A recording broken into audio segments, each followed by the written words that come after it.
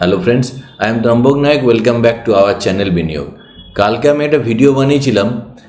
Mainly ভিডিওটার মূল বক্তব্য ছিল যে এফআইআই মানে ফরেন ইনস্টিটিউশনাল ইনভেস্টররা লাস্ট 1 ইয়ার বা 1 থেকে 1.5 বছর আগে থেকে কন্টিনিউয়াসলি তারা সেল করছে ইন্ডিয়ান মার্কেটে এবং অন্য emerging market like south Korea, Taiwan, China এই জাতীয় মার্কেটে বেশি ইনভেস্টমেন্ট করছে। তো যার ফলে ইন্ডিয়ান মার্কেট কিন্তু র্যালি নেওয়ার মানে পর্যাপ্ত কারণ থাকা সত্ত্বেও মার্কেট একটু র্যালি যাওয়ার পরেই আবার থমকে যাচ্ছে। তো এইটা থেকে আমাদের বেরিয়ে আসতে হবে এবং এর থেকে বেরিয়ে আসার ক্ষেত্রে সাধারণ মানুষ হিসেবে তো আমাদের কিছু করার নেই। মেনলি যেটা করার আছে, গভর্নমেন্টের কিছু করার আছে। তো গভর্নমেন্টের দিক থেকে কিছু স্টেপস আমি দেখলাম আজকের নিউজ পেপারে, ভালো কিছু নিউজ আছে যেটা মার্কেটকে আমার মনে হয় যে এখান থেকে একটা কনসলিডেশন হয়ে যাওয়ার পর এবার আস্তে আস্তে উপরের দিকেই যাবে। যতবারই আগে এক্সপেক্ট করছিলাম 3-4 মাস 6 মাস আগে, তখনই একবার করে র্যালি আসার পরেই আবার একটা খারাপ খবরের পরে আবার মার্কেট ডাউনে এসছে। তো এখান থেকে মার্কেটের বটম যে এখানে ক্রিয়েট হয়েছে, না এখান থেকে আবার বটম টেস্ট হবে, না এখান থেকে মার্কেট ধীরে ধীরে উপরে যাবে, সেটা সময়ই বলবে। তো বিজয় কেডিয়াজির একটা সুন্দর গান আছে যে বটম কেউ জানে না কোথায় আছে, যে যখন মানুষ একদম ঠকে যায়, শেয়ার বাজারকে নমস্কার করে বেরিয়ে যায়, শেয়ার বাজার সম্পর্কে আর কথাই বলতে চায় না, তো উনি বলছেন বিক যাওগে থক যাওগে ওহাঁ পেই বটম হ্যাঁ। যে যেখানে তুমি মানে বিক্রি হয়ে যাবে, যেখানে তুমি থকে যাবে, নমস্কার করে চলে যাবে, তো সেখানেই বটম। তো খুব সুন্দর গান, আপনারা শুনতে পারেন ওনার চ্যানেলে। তো আমার তো খুবই ভালো লাগে। তো সেখান থেকে বেরোতে হবে। তাতে ইন্ডিয়ান গভর্নমেন্ট যেটা সবথেকে বড় স্টেপ নিয়েছে সেটা আমি নেক্সট কিছুক্ষণের মধ্যেই বলবো। কালকে যেটা একটা পয়েন্ট আমি মিস করে গেছি, সেটা নিয়ে আমি একটু ডিসকাশন করব। যে ফরেন মার্কেটে যারা এখান থেকে 4000 কিলোমিটার 3000 কিলোমিটার দূরে অবস্থান করছে, তাদের কাছে ইন্ডিয়াটা মানে ইন্ডিয়াতে পয়সা লাগানো মানে মানি লাগানো অতটা অ্যাট্রাকটিভ মনে হচ্ছে না, কেননা তাদের দেশে রিটার্নটা প্রচুর হাই। তো আমি একটা চার্টের মাধ্যমে দেখাচ্ছি। আমি এই চার্টটা কৃষাণ শর্মার ইন্টারভিউ থেকেই আমি পেয়েছি। তো উনি এখানে দেখাচ্ছিলেন যে 2020-21 থেকে চার্টে আছে 2020-21 থেকে 2026-27। দেখুন এফআইআই ইকুইটিতে নেট সেল মানে এখানে 37,028 কোটি টাকার পজিটিভ বাইং হয়েছিল 2020-21-এ। সেন্সেক্সের পিই ছিল তখন 28, আর এখানে 21-22-এ 18,000 কোটি টাকা নেট সেল করেছিল। সেন্সেক্সের পিই ছিল 29.53। মানে ইন্ডিয়ান মার্কেট কিন্তু প্রচণ্ড মানে ওভার ভ্যালুড ছিল বলতে গেলে। মানে পিই জেনারেলি মিডেন পিই আমরা যদি দেখি, আমি চার্টে দেখাবো, লাস্ট 10 ইয়ার্সের মিডেন পিই মোটামুটি 23, 24, 25-এর ধারে পাশে থাকে। তো মার্কেট যখন খুব সস্তা হয়ে যায়, একদম ক্র্যাশ মার্কেটে 12-13 পিইতে চলে আসে, আর যখন মার্কেট প্রচণ্ড মানে বুল রান চলে তখন 30 নিয়ার অ্যাবাউট 30-এর কাছাকাছি পিই থাকে। তো এখানে 23-24-এ দেখুন আবার 25,272 কোটি টাকা এফআইআইরা লাগিয়েছে। তারপর থেকে 24-25 থেকে 14,600, 25-26-এ 19,600, আর 26-27-এ এখনও পর্যন্ত 13,400। এই 3টে বছরেই কিন্তু নেট সেল তাদের নেগেটিভ। এখানে সেন্সেক্সের পি এখন যেটা সবথেকে বড় ব্যাপার, মার্কেট সস্তা আছে তা সত্ত্বেও এরা বার করছে টাকা, যেটার মেন কারণ হচ্ছে দেখুন 10 ইয়ারের বন্ড ইল্ড, অ্যাভারেজ ইউএসের 10 বছরের বন্ড ইল্ড যেটা 2023-24-এ 4.1, 2020-21-এ 0.9, 2021-22-এ 1.6 ছিল, সেটা এখন বেড়ে 4.4% হচ্ছে। মানে সোজা কথায় আমেরিকানরা নিজের দেশেই 4.4% বন্ড থেকে কামাচ্ছে, ওয়ারএজ ইন্ডিয়ান বন্ডে মাত্র এখানে ডিফারেন্স দেখুন, ইন্ডিয়ান বন্ড 6% ছিল, এখানে 7% একই আছে, তাহলে ডিফারেন্স স্প্রেড হচ্ছে মাত্র 2.6%, যেটা 2020-21-এ স্প্রেড ছিল 5.1%, মানে গ্যাপটা ছিল 5.1%।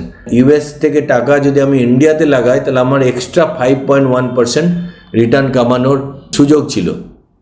সেই স্প্রেডটা ক্রমাগত কিন্তু কমে এসছে, যে কারণে তারা এখন আর ইন্টারেস্ট দেখাচ্ছে না ইন্ডিয়ান মার্কেট এত সস্তা হওয়ার পরেও। এবং ইআরপি যদি দেখেন, ইকুইটি রিস্ক প্রিমিয়াম দেখুন 2.7% ছিল 2020-21-এ, 2021-22-এ 1.8, সেখানে কমতে 0.4% অনলি ইকুইটি রিস্ক প্রিমিয়াম। তো ওখান থেকে টাকা যে ইন্ডিয়াতে আসবে, রিস্ক রিওয়ার্ড রেশিও অনেক কমে যাচ্ছে, যে কারণে তারা অনেক ডিফেন্সিভ অ্যাটিটিউডে আছে। তো এখানে আমি আর একটা ডেটা শেয়ার করব। দেখুন এখানে একটা গ্রাফে এখানে পরিষ্কার দেখা যাচ্ছে যে ইন্ডিয়া 2020-21 এখানে পি সব থেকে হাই ছিল, মানে অপটিমিস্টিক সিচুয়েশন ছিল ইন্ডিয়াতে। সেটা আস্তে আস্তে একদিকে ভালো হচ্ছে যে ইন্ডিয়ান পি কমে এসছে, একমাত্র এখানে দেখা যাচ্ছে তাইওয়ান এবং সাউথ কোরিয়া ইন্ডিয়ার পির ওপরে আছে। আর এখানে চাইনা 15.92, মালয়েশিয়া 16.39, ইন্দোনেশিয়া 15.21, থাইল্যান্ড 17.67, সব ইন্ডিয়ার নিচে পিতে আছে, আর তাইওয়ান আর সাউথ কোরিয়া উপরে আছে। সেই জন্যেই ম্যাক্সিমাম মোমেন্টাম জায়গাটাতে তাইওয়ান এবং সাউথ কোরিয়াতে টাকাটা গেছিল। আর একটা জিনিস লক্ষ্য করার বিষয় হচ্ছে ডলার টার্মে রুপি কন্টিনিউয়াস উইক হচ্ছে। তাতে কি হচ্ছে, ইউএসের যারা গ্লোবাল ইনভেস্টার তারা কিন্তু ইন্ডিয়ান মার্কেটে রিটার্ন কামিয়ে যখন আবার তারা ডলার টার্মে বাড়ি নিয়ে যাচ্ছে, মানে টাকা নিয়ে যাচ্ছে, সেক্ষেত্রে তাদেরও একটা আবার ডেপ্রিসিয়েট হয়ে যাচ্ছে। এখানে রুপি টার্মে তাকে কামাতে হচ্ছে ডলারের।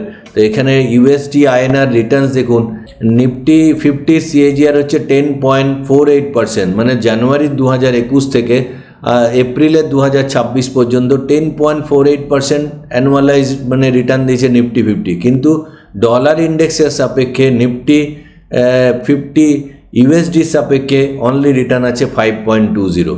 মানে যেহেতু কনস্ট্যান্ট রুপি ডেপ্রিসিয়েট হচ্ছে, সেই জন্য ডলার ইন্ডেক্সে এখানে নিফটি 50 মাত্র 5.20% রিটার্ন। তো এটাও একটা বড় কারণ যে ইউএসের মানে গ্লোবাল মানি ইন্ডিয়াতে আসছে না।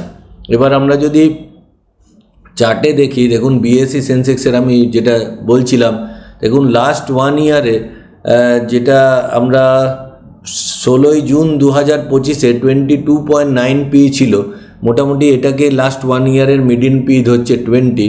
তো এখন আরও নিচে ট্রেড করছে 20.6। যদি আমরা লাস্ট 3 ইয়ার্সের চার্ট দেখি পি সেন্সেক্সের, তো যেখানে 26 পি একদম হাইয়েস্ট ছিল, সেখানে এখানে ট্রেড করছে 20.6, মানে মিডিয়ান পি যেটা আমি বলছিলাম 20 থেকে 23-র কাছাকাছি, এই যে ডটেড লাইনটা এটা median P.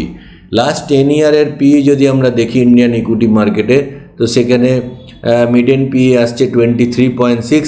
Currently Nifty is trading at 20.6 P. ওপর থেকে মানে অনেকটাই পি চার্ট অনুযায়ী ডাউন আছে, ভ্যালুয়েশন প্রচণ্ড সস্তা আছে। একমাত্র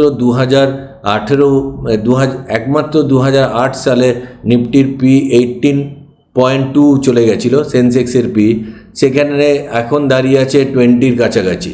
তো এটা একটা বিরাট অপরচুনিটি, ভ্যালুয়েশন অ্যাট্রাকটিভ আছে, কিন্তু ফরেন মানিকে কী করে বাপস আনা যায় তার চেষ্টা কিন্তু গভর্নমেন্ট অলরেডি শুরু করে দিয়েছে। আজকের নিউজ পেপারে 2-4টে খবর বেশ মানে আশাব্যঞ্জক দৃষ্টিভঙ্গি রাখে, যেমন আমি আপনাদের সঙ্গে শেয়ার করব। এখানে দেখুন, নির্মলা সীতারামন আমাদের ফাইন্যান্স মিনিস্টার লিখছেন যে India will do more boost inflows. Finance minister যেটা করার সেটা উনি করবেন। এখানে ডিটেলে গেলে আমরা জানতে পারবো। এখানে উনি ডিটেলে লিখেছেন যে যারা বাইরের এফসিএনআর, যারা foreign currency non resident deposit বাড়ানোর জন্য উনি অনেক ছাড় দিচ্ছেন। এবং তার আগের নিউজটা দেখুন এখানে, যেটা listed stock open to foreign investor.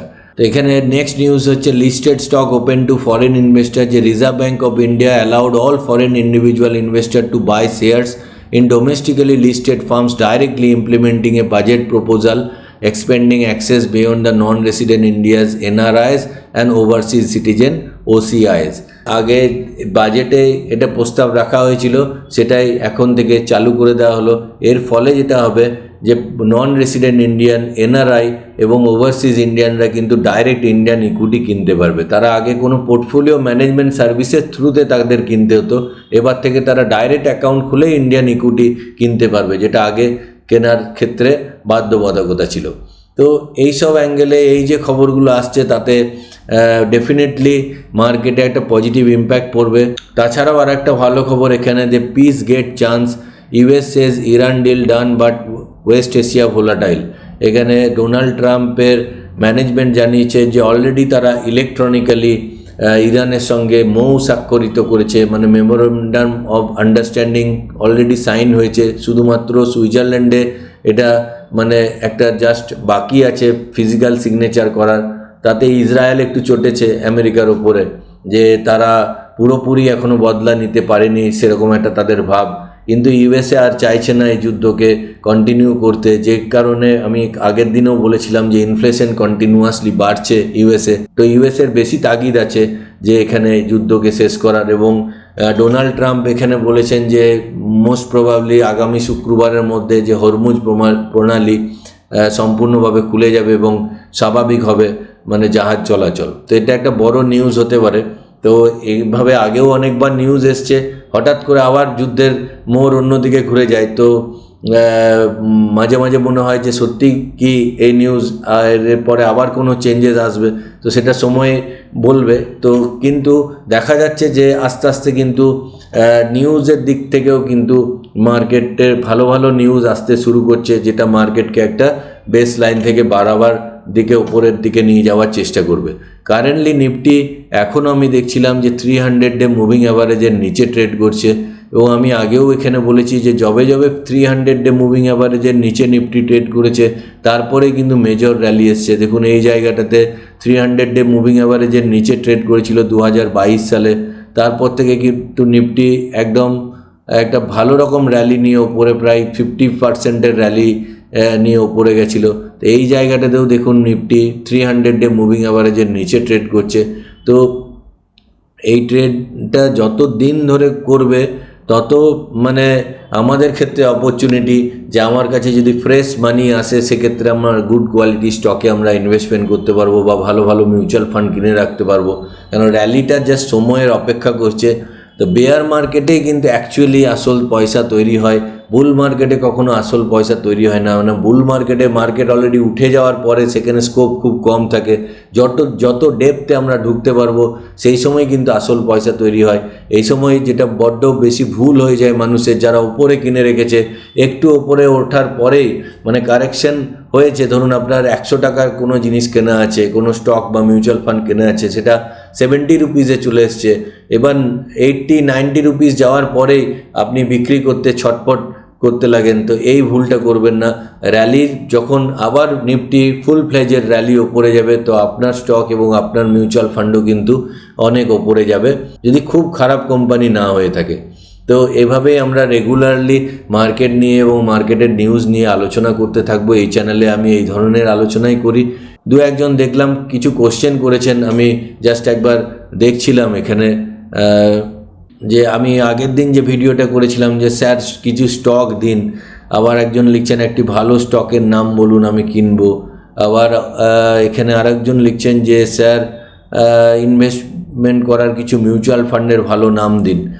দেখুন আমি কোনো ডাইরেক্ট রেকমেন্ডেশন এই চ্যানেলে করি না। আমার কাজ এখানে আপনাকে অ্যাওয়ারনেস বা জাগরুক করা। আমি এই চ্যানেলে জাস্ট আমি আমার নিজস্ব রিসার্চ আপনাদের সঙ্গে শেয়ার করি। আমি কোনোভাবে রেকমেন্ডেশন করি না। কোনো স্টক নিয়েও যদি আমি আলোচনাও করি সেটা আমি জাস্ট পড়াশুনোর সাপেক্ষেই বলি। আমি বারবার বলি আপনি আপনার অ্যাডভাইজারের কাছে বা আপনার রিসার্চ অ্যানালিস্টের কাছে বা আপনার ডিস্ট্রিবিউটারের কাছে পরামর্শ নিয়ে কোনো স্টকে ট্রেড করবেন বা মিউচুয়াল ফান্ডেও ট্রেড করবেন বা ইনভেস্টমেন্ট করবেন। তো আমার উদ্দেশ্য এই চ্যানেলে একমাত্র আপনাকে শেখাবার, আপনারা শিখতে থাকুন। কামিং ডেজে আমি বিভিন্ন স্টক এবং মিউচুয়াল ফান্ড নিয়ে আলোচনা করব। তো আমার সঙ্গে থাকুন। আপনারা ধীরে ধীরে নিজের নলেজ গ্যাদার করুন এবং নিজে রিসার্চ করে কিনুন। আর আপনারা আমার চ্যানেলে পুরনো ভিডিওতেও দেখতে পাবেন বিভিন্ন স্টক নিয়ে আমি আলোচনা করেছিলাম রিসার্চের জন্যই। তো সেখানে অনেক স্টকের কিন্তু টার্গেট হিট হয়েছে, কিছু স্টক থমকে দাঁড়িয়েছে, সেগুলো আস্তে আস্তে টার্গেট হিট করবে। তো আশা করি ভিডিওটি ভালো লাগছে। ভিডিওটি ভালো লাগলে প্লিজ একটি লাইক করবেন আর বন্ধুদের সঙ্গে শেয়ার করতে ভুলবেন না। আর এখনও সাবস্ক্রাইব না করে থাকলে প্লিজ সাবস্ক্রাইব করে নেবেন। পরের ভিডিওতে আবার দেখা হচ্ছে। জয় হিন্দ, জয় ভারত।